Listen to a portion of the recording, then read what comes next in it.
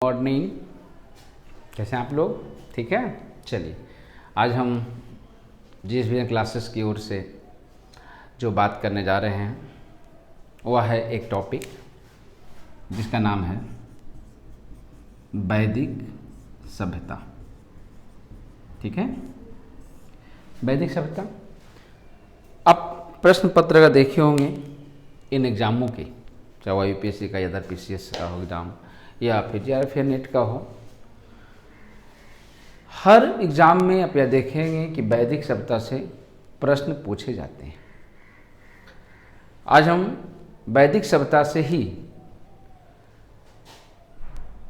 पिछले विभिन्न एग्ज़ामों में पूछे गए प्रश्नों के बारे में चर्चा करेंगे और आने वाले एग्ज़ाम के लिए इस चैप्टर से कौन कौन से प्रश्न प्रमुख हो सकते हैं, संभावित हैं, इसकी चर्चा करेंगे।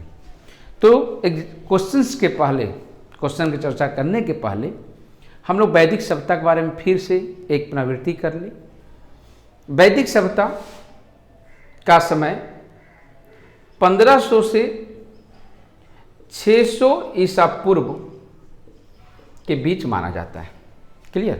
1500 से 600 ईसा पूर्व के समय माना जाता है।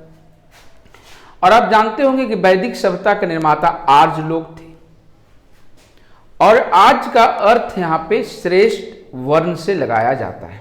क्लियर? आज का अर्थ श्रेष्ठ वर्ण लगाया जाता है। आज लोग का मूल निवास स्थान अलग अलग इतिहासकारों ने अलग अलग बताया है, लेकिन जो सबसे प्रमुख बताया जाता है वह मध्य एशिया को बताया जाता है। और यह मध्य एशिया को बताने वाले जिस विद्वान का नाम है मैक्स मुलर, जो जर्मनी के थे, तो मैक्स मुलर ने आर्यों का मूल निवास स्थान मध्य एशिया बताया है। ये मध्य एशिया से चले और ईरान अफगानिस्तान के रास्ते होते हुए भारत पहुंचे। कौन से रास्ते होते हुए? ईरान, यहाँ से एक गुट चला गया यूरोप की ओर, ईरान अफगानिस्तान के रास्ते होते हुए यह भारत पहुंचे। इसका एक प्रमाण यह भी मिलता है कि ईरान का जो एक पवित्र ग्रंथ है जिसका नाम है जेंद अवेस्ता, जेंद अवेस्ता ईरान का पवित्र ग्रंथ है। और इस ग्रंथ में ऋग्वेद में लिखे गए कई शब्दों की जो वर्णन किया गया है उसी तरह के शब्दों का उल्लेख हम जेंद अवेस्ता में पाते हैं। एक और उल्लेख कह सकते हैं, एशिया माइनर में एक अभिलेख मिला है और इस अभिलेख को कहा जाता है बोगज कोई अभिलेख। कौन अभिलेख कहा जाता है? बोगज कोई अभिलेख। ठीक है, जो 1400 ईसा पूर्व के आसपास माना जाता है और यह सबसे प्राचीनतम अभिलेखों की श्रेणी में रखा जाता है। इसमें 4 वैदिक देवताओं के नामों का जिक्र मिलता है। यह है इंद्र, मित्र, वरुण और नाथ। ये देवताओं के नामों का उल्लेख मिलता है। ठीक है। अफगानिस्तान के कुछ नदियों का नाम जैसे क्रुब्भा, क्रुम्मा, स्वातु जैसे नदियों का नाम अफगानिस्तान में मिलता है। अफगानिस्तान की नदियों का नाम मिलता है ऋग्वेद में। इससे ऐसा प्रतीत होता है कि अफगानिस्तान के क्षेत्रों से भी वैदिक काल के लोग परिचित थे, आज परिचित थे। उसके बाद भारत आए और भारत जहां सबसे पहले बसे वह क्षेत्र कहलाता है सप्त सैंधव क्षेत्र, जो भौगोलिक दृष्टिकोण से आज पंजाब के आसपास है। यानी पूर्व वैदिक काल में सबसे पहले सैंधव क्षेत्र में ये लोग बसे, जहां 7 नदियों का क्षेत्र था। ये 7 प्राचीन नदियां थी। कौन कौन? याद रखना है, ये 7 प्राचीन नदियां थी। सिंधु, ठीक है, उसके बाद थी रावी, फिर थी ब्यास, फिर था चिनाब, फिर था झेलम, फिर था सतलज, और आज एक नदी है जो भी नहीं बहती है, वह नदी थी सरस्वती, जो आज नहीं बहती। ठीक है, 7 नदियां थी। इसके प्राचीन नाम सिंधु का सिंधु ही था। रावी का प्राचीन नाम पुरुषनी था। ब्यास का जो प्राचीन नाम था वह विपाशा था। चिनाब का प्राचीन नाम असिकनी था। झेलम का बितसता था। सतलज का सतुद्री था। प्राचीन नाम है जो उल्लेख है। और सरस्वती नदी का अब तो नहीं मिलती है यह नदी, या अथी हो गई है, समाप्त हो गई है।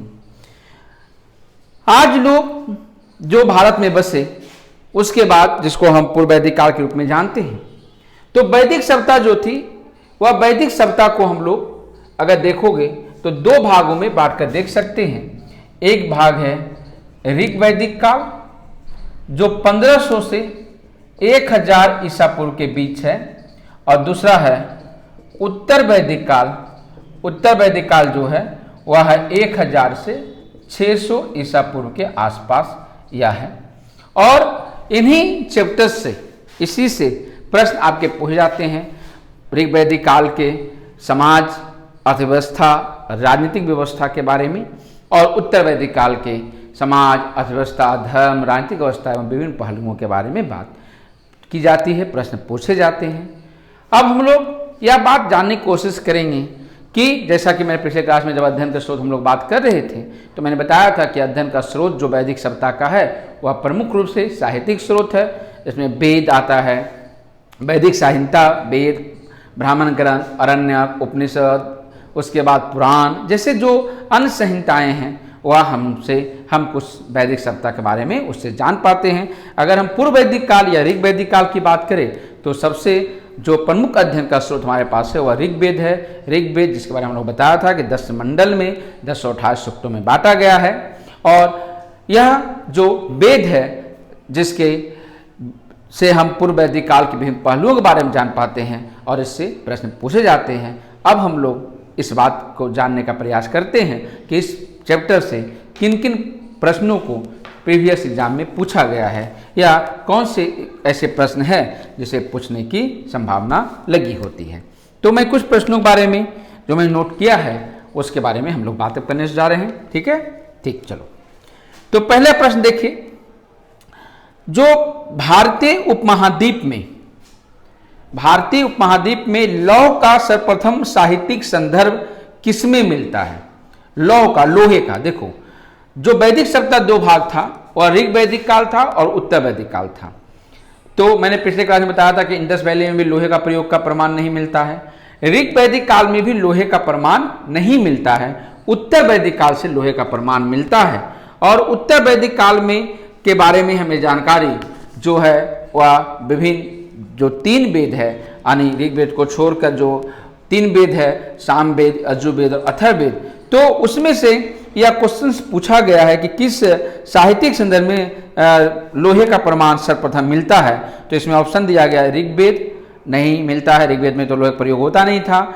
दूसरा है सामवेद, तो इसमें होता था लेकिन उसमें संगीत का वेद है। यजुर्वेद, बिल्कुल सही, तो ऑप्शन हो जाएगा अजुर्वेद। अजुर्वेद एक ऐसा वेद है जिससे हम भारतीय उपमहाद्वीप में लोहे का सर्वप्रथम हमें साहित्यिक संदर्भ यहाँ पे मिलता है। चौथा ऑप्शन विनय पिटक के जो नहीं होगा वो तो बाद में की रचना है।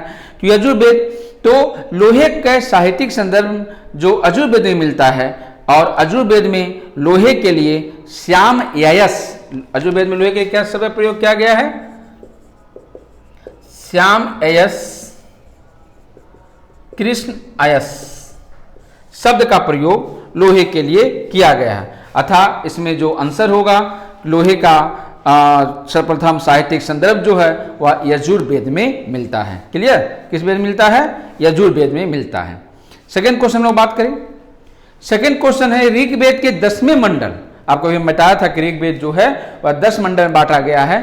तो क्वेश्चन है ऋग्वेद के 10वें मंडल में निम्नलिखित में से कौन सा स्रोत विवाह समारोहों पर प्रकाश डालता है? तो विवाह समारोह पर प्रकाश डालने वाला जो स्रोत है विवाह समारोह, तो विवाह समारोह पर प्रकाश कौन सा जो हमें स्रोत है वह डालता है, जिसमें इसमें सूक्त का नाम दिया गया है वह है सूर्य सूक्त, दूसरा है पुरुष सूक्त, तीसरा है दान स्तुति और चौथा है ऊर्ण सूक्त।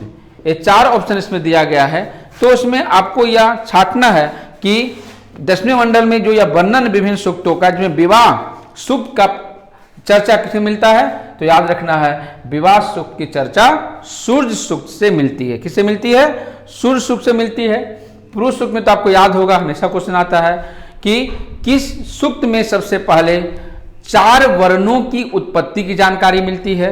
तो आपको याद होगा ऋग्वेद के 10वें मंडल में जो वर्णित पुरुष सूक्त है, तो पुरुष सूक्त से सबसे पहले 4 वर्णों की उत्पत्ति की जानकारी मिलती है। दान स्तुति से संरक्षक एवं उपहार देने वाले जो होते हैं उसके बारे में जानकारी मिलती है, और उन सूत्र से आर्यन द्वारा प्रयोग में लाए जाने वाले ऊनी वस्त्रों का उल्लेख मिलता है। किससे मिलता है? उन सूत्र से ऊनी वस्त्रों का जो प्रयोग लाया जाता है उसका उल्लेख मिलता है। आपको जानते ही होंगे कि सिंधु नदी में ऊन का व्यापार होता था, और इसलिए सिंधु नदी को उर्नावती नदी के नाम से भी जाना जाता है। किस नदी नाम जाता है? उर्नावती नदी के नाम से। उसके बाद नेक्स्ट क्वेश्चन हमारे पास जो है वह है कि आर्यों के सांस्कृतिक उत्पादन के संदर्भ में निम्नलिखित कथनों पर विचार कीजिए। पहला, आज सांस्कृतिक उपादान द्रविड़ और तमिल संस्कृति से आए हैं। दूसरा है, प्राक आर्य जातीय उपादान वैदिक और सांस्कृतिक मूलक संस्कृति के अंग है। इसमें कौन सही है? तो आज सांस्कृतिक उपादान द्रविड़ और तमिल संस्कृति से आए हैं, बिल्कुल नहीं है, यह सही नहीं है, क्योंकि आर्यों का मूल निवास स्थान भारतीय मूल नहीं माना जाता है, मध्य एशिया माना जाता है, तो यह बात सही नहीं हुआ। दूसरा है, प्राक आर्य जातीय उपादान वैदिक और संस्कृत मूलक संस्कृति के अंग है, तो नहीं है। जो प्राक आर्य जातीय उपादान दक्षिण की द्रविड़ और तमिल संस्कृति के अंग है। ठीक है, तो प्राक जो आर्यन थे उसका जो माना जाता है निवास, वह दक्षिण भारत माना जाता है, तो दक्षिण के द्रविड़ और तमिल संस्कृति के वे अंग रहे थे, ऐसा माना जाता है। नेक्स्ट जो क्वेश्चन हमारे पास है वह क्वेश्चन है, आर्यों के संदर्भ में निम्नलिखित कथनों पर विचार कीजिए।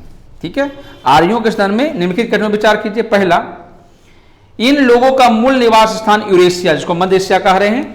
ठीक है, तो इन लोगों का मूल निवास स्थान यूरेशिया था, जो आल्प्स पर्वत के पूर्वी क्षेत्र में पड़ता था। ठीक है, यह तो सही हो गया कि हाँ, यह इनका मूल निवास स्थान मध्य एशिया था, जैसा कि प्रसिद्ध विद्वान मैक्स मुलर ने कहा है। दूसरा है, इन लोगों का मुख्य व्यवसाय कृषि था। नहीं, देखो, इन लोगों का मुख्य व्यवसाय कृषि नहीं था।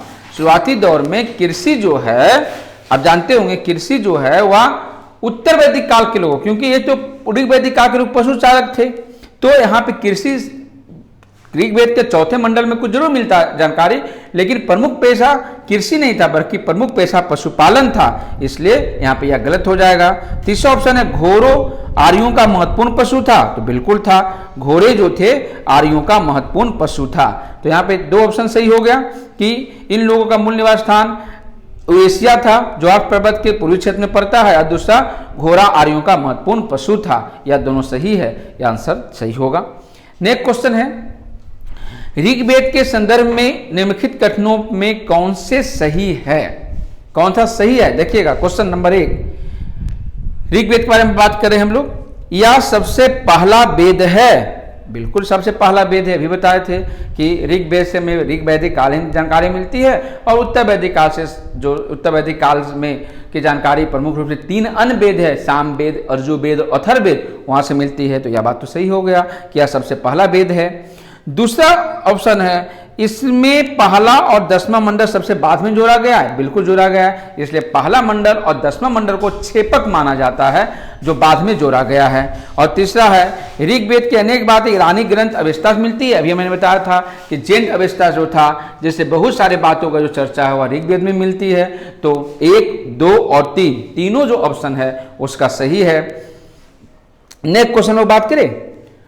नेक्स्ट क्वेश्चन है, वैदिक संस्कृति के संदर्भ में निम्नलिखित कथनों पर विचार कीजिए। वैदिक संस्कृति के संदर्भ में निम्नलिखित कथनों पर विचार कीजिए।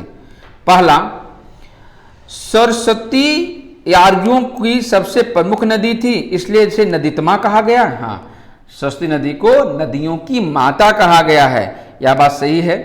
दूसरा है, आर्यों का निवास स्थान सप्त सिंधु प्रदेश था, तो आर्यों का जो प्रमुख निवास स्थान था वह सप्त सिंधु प्रदेश था, यह सही है। और आर्यों के सवादान प्रथा का प्रचलन था, तो यह है।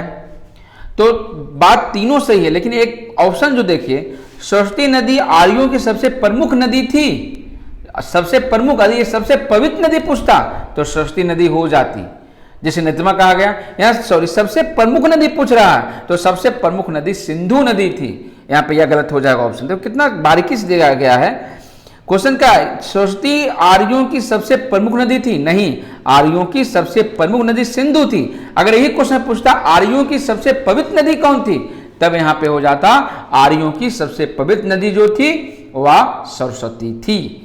क्लियर? तो यहाँ पे यह गलत हो जाएगा। तो आंसर 2 और 3 सही है कि आर्यों का निवास स्थान सप्त सिंधु प्रदेश कहलाता था और आर्यों में 100 दाह प्रथा का प्रचलन था। नेक्स्ट क्वेश्चन देखते हैं हम लोग। निम्नलिखित में से किस अभिलेख में आर्यों के नाम का उल्लेख मिलता है? आर्यों के नाम का उल्लेख किसमें मिलता है, किस अभिलेख में? तो पहला तो है हिटाइट, कसाइट और मितनी, ये तीनों जो है उसमें आर्यों का उल्लेख मिलता है।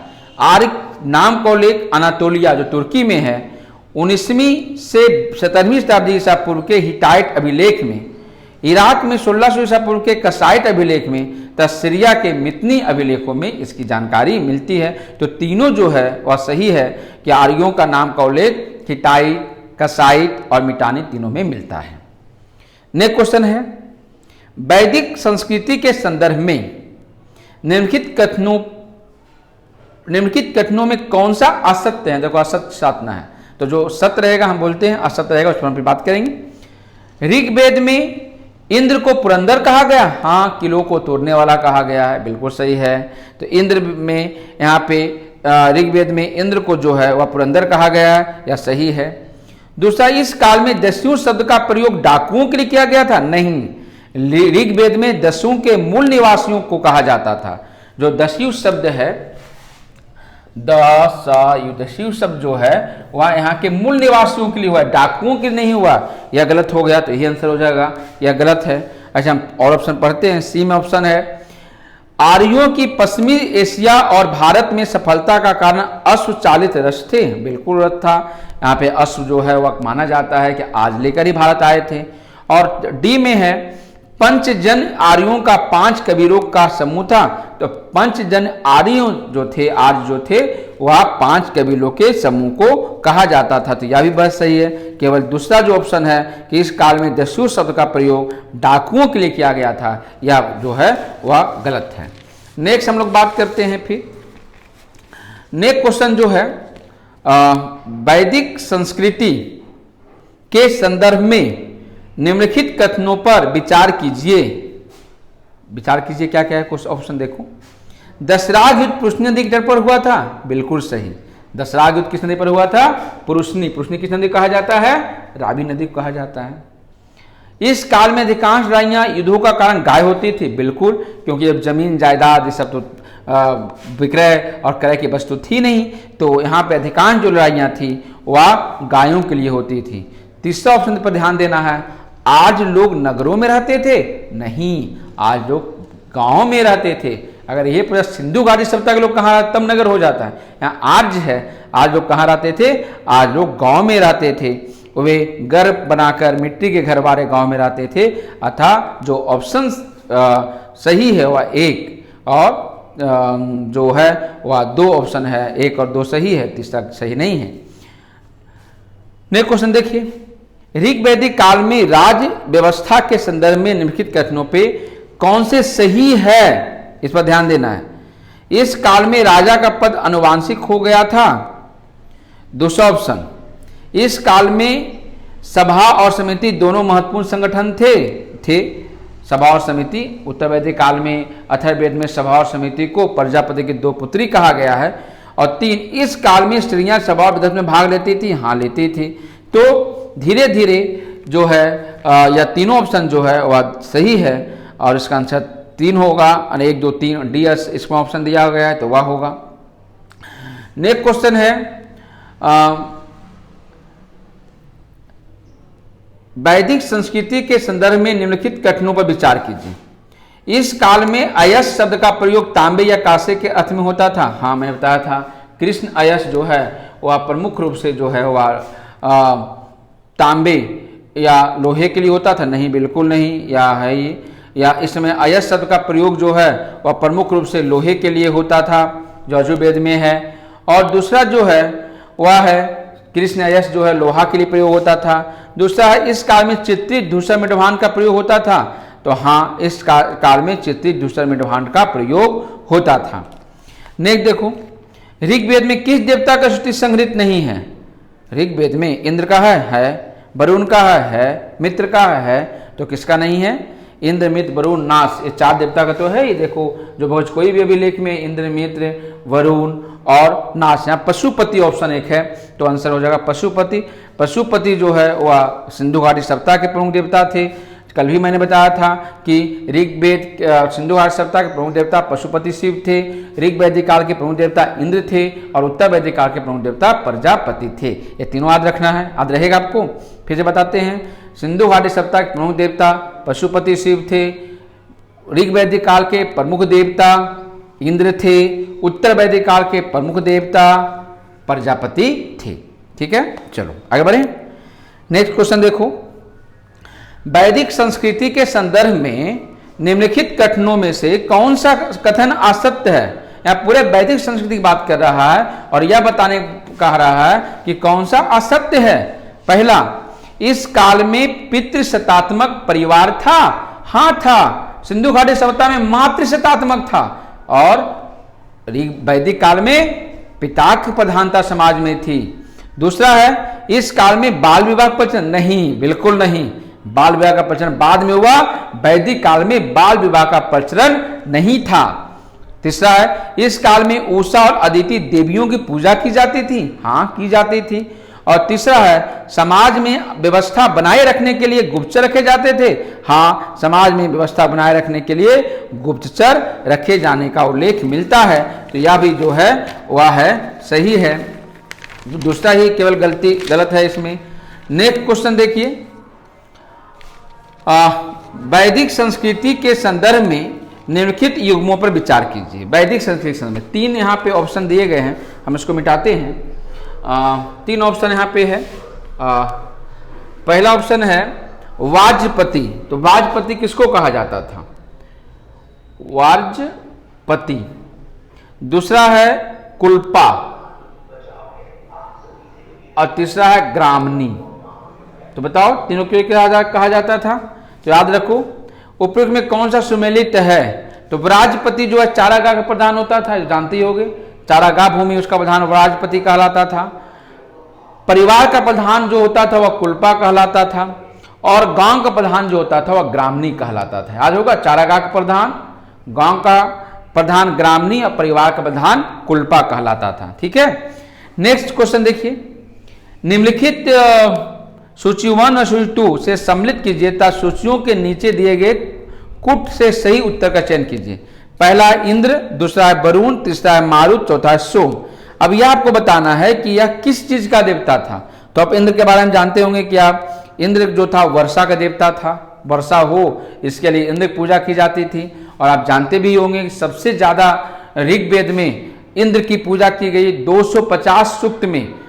ठीक है, तो ऋग्वैदिक का प्रमुख देवता कौन था? इंद्र था, जो वर्षा का देवता माना जाता था। दूसरा प्रमुख देवता जो था वह अग्नि था, जो जिसकी चर्चा 200 सूक्तों में है। और तीसरा वरुण को माना जाता है।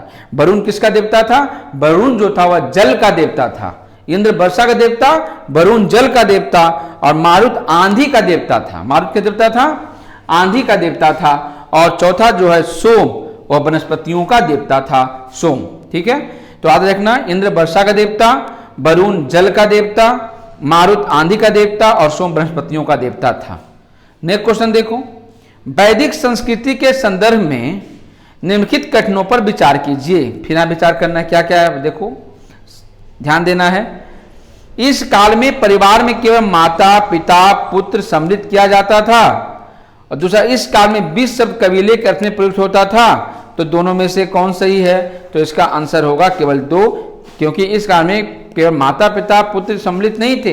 इस काल में परिवार के कई सदस्य जो है वह साथ में रहा करते थे। ठीक है, 19वां क्वेश्चन, नेक्स्ट क्वेश्चन देखो, वैदिक संस्कृति के संदर्भ में निम्नलिखित कथनों विचार कीजिए। फिर भाई क्या क्या कथन है उसको भी याद करना है। पहला, यह संस्कृति इहलौकिक थी। दूसरा जो है, इस काल में उपासना की विधि स्तुति पाठ करना और यज्ञ बलि अर्पित करना था। तो बिल्कुल सही है कि दोनों यह सही है, क्योंकि आप यजुर्वेद में देखोगे बड़े बड़े यज्ञ करने की बात हमको मिलती है और पशुओं की बलि भी उत्तर वैदिक काल में दिया जाने लगा था। और यही कारण था कि आप देखोगे 6th सेंचुरी BC में इसी के विरुद्ध में कई सामाजिक और धार्मिक सुधारकों का भी उदय हुआ, जो हम लोग अगले चैप्टर में बात करेंगे। नेक्स्ट क्वेश्चन जो हम लोग बात करने जा रहे हैं वह है कि वैदिक कालीन साहित्य के संदर्भ में निम्नलिखित कथनों विचार कीजिए। वैदिक साहित्य के संदर्भ में क्या क्या है देखो। इस काल में रचे गए वैदिक सूक्तों का संग्रह संहिता कहलाता था। बिल्कुल कहलाता था। तो संहिता क्या था? वह था देवताओं की स्तुति में गाए जाने वाले मंत्रों का संकलन है। तो संकलन है मतलब क्या है कि संकलन किया गया है, तो संहिता कहा गया। जैसे हम्बुराबी ने कानून का संकलन किया तो हम्बुराबी संहिता कहलाया। ठीक, कॉर्नवालिस ने किया तो कॉर्नवालिस संहिता कहलाया। नेपोलियन ने किया तो नेपोलियन संहिता कहलाया। तो यह भी तो देवताओं की स्तुति में गाए जाने वाले मंत्रों का संकलन है, इसलिए इसको संहिता कहा गया। यह बात सही है। दूसरा है, ऋग्वेद संहिता सबसे प्राचीन वैदिक ग्रंथ है। अभी हमने बताया 4 वेद, ऋग्वेद, सामवेद, यजुर्वेद और अथर्ववेद, जिसमें सबसे प्राचीनतम वेद जो है वह ऋग्वेद है। तो यानी यह भी सही है। और तीसरा है, ब्राह्मण ग्रंथ की रचना वैदिक संहिताओं के बाद हुई। मैंने बताया था जब अध्ययन शोध बात कर रहे थे हम लोग, तब बताया था कि 4 साहित्य याद रखने क्रोनोलॉजी में, पहला वेद, दूसरा ब्राह्मण ग्रंथ, तीसरा अरण्यक और चौथा उपनिषद। याद रखना क्रोनोलॉजी में, पहला कौन? वेद, दूसरा कौन? ब्राह्मण ग्रंथ, तीसरा कौन? अरण्यक और चौथा कौन? उपनिषद। तो एक क्रोनोलॉजी याद रखना। तो तीनों इसका आंसर सही हो गया। नेक्स्ट क्वेश्चन देखो। एक तरफ वेद का नाम दिया गया ऋग्वेद, सामवेद, यजुर्वेद, अथर्ववेद, और आपको मिलाने के लिए कहा जा रहा है कि इस वेद में चर्चा किसकी है। तो आपको याद है ऋग्वेद में, ऋग्वेद क्या है? देवताओं की स्तुति है। यह सामवेद में क्या है? या गायन है। गायन मतलब कि यह जो है इसको हम संगीत का वेद भी कहते हैं। संगीत का जो मूल स्वर है सा रे गा मा पा दा नी सा, उसका मूल स्वर जो है वह सामवेद से लिया गया है। तीसरा जो है यजुर्वेद, उसमें कर्मकांडी वेद माना जाता है। मतलब यज्ञों के दौरान जो कर्मकांड किया जाता है उसकी चर्चा यजुर्वेद में मिलती है। और अथर्ववेद में आप जानते होंगे व्याधियों, बीमारियों, जादू टोना, तंत्र मन जैसे चीजों का चर्चा मिलता है। तो इसमें जो ऑप्शन होगा उसके आंसर सी हो जाता है। आप देखेंगे क्या क्या है इसमें। नेक्स्ट क्वेश्चन है, उत्तर वैदिक काल के संदर्भ में निम्नलिखित कथनों विचार कीजिए। क्या कथन है? इस काल के लोगों की जीविका का मुख्य साधन कृषि था। दूसरा, इस काल में जौ के साथ चावल गेहूं मुख्य फसल हो गए थे। और तीसरा, इस काल में केवल चित्रित मेढभांड का प्रयोग होता था। तो इसका आंसर 1 और 2 सही होगा, क्योंकि ऋग्वैदिक काल में मैंने बताया अभी पशुपालन था, सेकेंड ऑप्शन कृषि था। लेकिन उत्तर वैदिक काल में लोहे का प्रयोग हुआ, कृषि योग भूमि का विस्तार हुआ और प्रमुख पेशा जो है कृषि बन गया। और दूसरा बात है कि इस काल में जौ के साथ चावल और गेहूं मुख्य फसल थे। बिल्कुल, क्योंकि देखोगे उत्तर वैदिक काल में आर्यों का जो मूल निवास स्थान है वह गंगा घाट के क्षेत्रों में हो गया था। तो यह चावल उत्पादन के विशेष रूप से जाना जाता था। तो यह चावल हो गया था। और इस काल में केवल चित्रित मेढभांड का प्रयोग किया जाता था? नहीं, इस काल में दूसरा चित्रित मेढभांड का भी प्रयोग किया जाता था। इसके अलावा आप देखोगे नेक्स्ट जो प्रश्न हम लोग बात करने जा रहे हैं वह प्रश्न जो है वह प्रश्न है, वैदिक काल में दुहित्र निम्नलिखित में किसके लिए प्रयुक्त होता था? देखो एक शब्द है, याद रखना, दुहित्र। तो दुहित्र शब्द जो है वह किसके लिए प्रयोग होता था? वह शब्द जो है वह बेटी के लिए प्रयोग किया जाता था। और चूंकि गाय जो था सबसे महत्वपूर्ण स्थान यहाँ प्राप्त था, इस कारण बेटी को दुहित्र अर्थात दुहने वाली कहा जाता था। नेक्स्ट क्वेश्चन देखिए, इसमें 4 वेद है, ऋग्वेद, सामवेद, यजुर्वेद और अथर्ववेद। ये 4 वेद में क्या क्या जानकारी मिलती है इसको याद रखना है। नहीं, इसमें कौन सही है यह याद देखना है। कि तो आप देखेंगे कि जो ऋग्वेद है, ऋग्वेद में क्या होता है, इसमें पुरुष सूक्त में वर्णाश्रम का विशेष रूप चर्चा है। हमने भी बताया था कि ऋग्वेद के 10वां मंडल में पुरुष सूक्त की चर्चा है जिसमें 4 वर्णों की उत्पत्ति की जानकारी मिलती है। तो ऋग्वेद का ऑप्शन हो जाएगा। इसके पुरुष सूक्त में वर्णाश्रम का विशेष रूप से उल्लेख है। दूसरा हो जाएगा सामवेद। सामवेद जो है संगीत, सुर और धुनों से संबंधित है। यजुर्वेद, यजुर्वेद जो है इसमें अनुष्ठानों का उल्लेख है और कुछ हिस्सा गद्य का है, यानी पहला ऐसा वेद है जो गद्य और पद्य में लिखा गया है। यह कौन वेद है? यजुर्वेद है, बिल्कुल सही। और नेक्स्ट जो है वह है अथर्ववेद। अथर्ववेद जो है इसमें बुराइयों और बीमारियों को दूर रखने के लिए जादू टोने और तंत्र मंत्र का वर्णन किया गया है, इसको याद रखना है। नेक्स्ट क्वेश्चन देखिए, निम्नलिखित में से कौन सा पूर्व वैदिक काल के ईश्वर नहीं माने जाते हैं? तो पूर्व वैदिक काल के ईश्वर नहीं माने जाते हैं कौन कौन? तो पूर्व वैदिक काल में पुरंदर जिसको इंद्र कहा जाता है वह थे, हाँ बिल्कुल थे। दूसरा ब्रह्मा, ब्रह्मा तो इस काल में नहीं थे। तीसरा सोम, हाँ थे।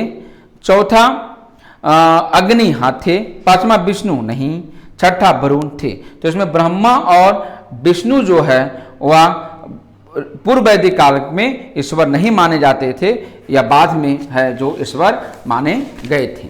नेक्स्ट क्वेश्चन देखिएगा कि वेदांगों का अंग जिसके 6 अंग है, इनमें से निरुक्त और कल्प किसकी अभिव्यक्ति करते हैं? तो स्पष्ट है कि शब्द व्युत्पत्ति, शास्त्र और अनुष्ठान की अभिव्यक्ति वेदांग करते हैं। वेदांगों के बारे में जानते होंगे कि 6 वेदांग हैं। कौन कौन? छंद है, शिक्षा है, ज्योतिष है, व्याकरण है, निरुक्त है, कल्प है। ये 6 वेदांग है। तो याद रखना, यह क्वेश्चन भी आता है, वेदांगों की कुल संख्या कितनी है? वेदांगों की कुल संख्या 6 है। शिक्षा, कल्प, व्याकरण, निरुक्त, छंद और ज्योतिष। याद रहेगा वेदांग 6 कौन कौन है? याद रखना, देखो 6 वेदांग है। पहले तो ये याद रखना, शिक्षा, कल्प, व्याकरण, निरुक्त, छंद और ज्योतिष, 6 वेदांग है। इसको याद रखना। तो क्वेश्चन यह भी आता है, पिछला दरोगा एग्जाम पूछा गया था वेदांगों की कुल संख्या कितनी है? तो वेदांगों की कुल संख्या जो है वह 6 है। ठीक है, तो इसको आपको याद रखना होगा। नेक्स्ट क्वेश्चन देखिए, वैदिक काल के संदर्भ में वर्जपति पद निम्नलिखित में किसके लिए प्रयुक्त हुआ है? तो निश्चित रूप से अभी बताए थे व्राजपति जो है वह चारागाह अधिकारी के लिए प्रयुक्त किया गया है। तो इसका आंसर आपको याद रखना होगा। और उसके बाद नेक्स्ट क्वेश्चन जो है, ऋग वैदिक काल के संदर्भ में निम्नलिखित युग्मों पर विचार कीजिए। एक समुद्र का देवता किसको कहा जाता था? वनस्पतियों की अधिपति किसको कहा जाता था? और वायु का देवता किसको कहा जाता था? याद है? नहीं, कोई बात नहीं। देखो, समुद्र का देवता वरुण को कहा जाता था, वनस्पतियों का अधिपति सोम को कहा जाता था और वायु के देवता मारुत को कहा जाता था। ठीक है, नेक्स्ट देखिए, नेक्स्ट क्वेश्चन आप है यहाँ पे, उत्तर वैदिक कालीन सामाजिक लक्षणों के संदर्भ में निम्नलिखित कथनों में क्या सही नहीं है? तो क्या उत्तर वैदिक काल में व्यवसाय की अनुवांशिकता हो गई थी? अस्पृश्यता का विकास हुआ था? षड दर्शनों के दार्शनिक विचारों का बीजारोपण हुआ था? आश्रम व्यवस्था का पुनर्विकास हुआ था? तो इसमें से कौन संदर्भ में निम्नलिखित कथनों में क्या सही है?